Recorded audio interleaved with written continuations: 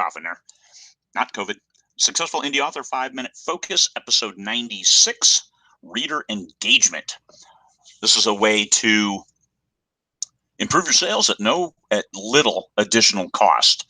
And it's probably a better engagement method. You can use blunt force, using more and more ads, or you can engage your readers and let them be your sales force.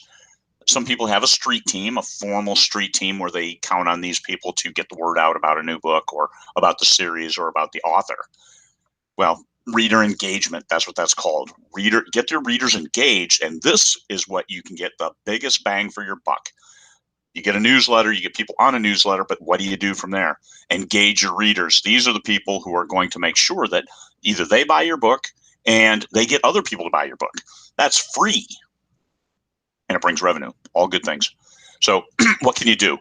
Giveaways is one of the easiest things to do.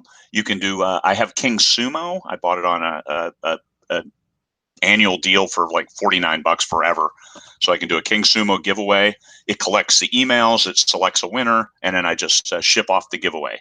I gave away a Millennium Falcon Lego set, one of the big ones, like 2,200 pieces, and got 650, 700 new subscribers for my newsletter, and all science fiction because I write science fiction. So that's a giveaway. It got newsletter, but then also we talk about things that are important.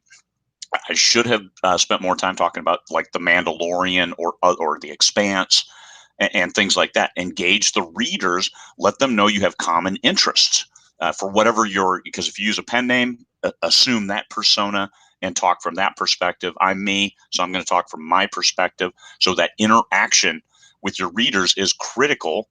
And talking with Joe Solari yesterday, a great conversation about the business aspects.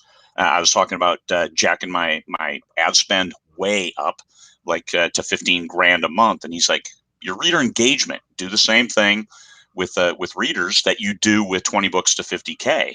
Take that kind of approach." And he said that it'll cost you nothing extra, and it won't, and could double, triple, or more to your sales. And I agree with that. Every time I have great engagement with my readers, it works great, gets sales, everything gets boosted, and then I fall off because I get I help authors, so I'm helping out.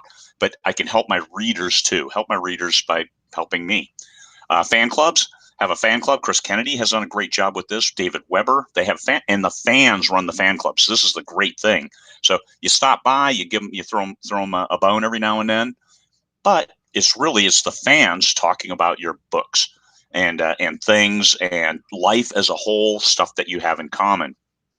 So more giveaways and merchandise that you can feed into that. And I add merchandise. Make sure that you have the proper licensing for your covers, that you can then make merchandise from it, or elements from your cover.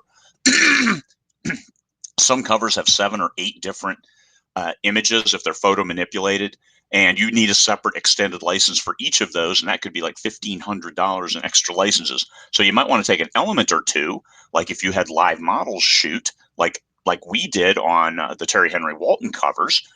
We own those. We had the live model shoot. So we can use those with a 3D ship that came with the extended license. And there we go. Everything else is it. So we put that on merchandise. I've had original oil paintings done for covers, and I can put that on merchandise. All good stuff that I can use as giveaways. And I'm a big fan of coffee cups and big coffee cups. So these are the ones I get from Society 6. We've got all kinds of sexy artwork that's all original. Use it. Why not? It costs me nothing to set up, and even it's $1, but still it's that reader engagement, making the stuff available and sending it to them as part of giveaways, as part of a, hey, fan of the month, whatever you want to do to help keep them engaged. Fan fiction. This is a new thing that I did with my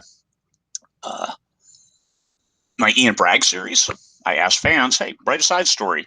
It's not going to be canon, but let's put it in. If it's good, we'll include it. I'm going to put it in my published book after it, giving them credit, not author credit with Amazon, but giving them credit in the book. Hey, here's some fan fiction that you guys, thanks for being on board.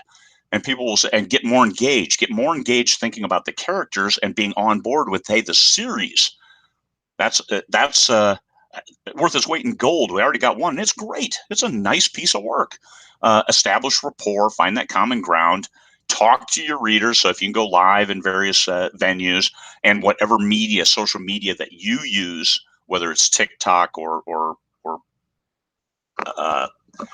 Instagram or any of the Pinterest, a number of other big systems where people might hang out and then be buyers, be readers, be fans.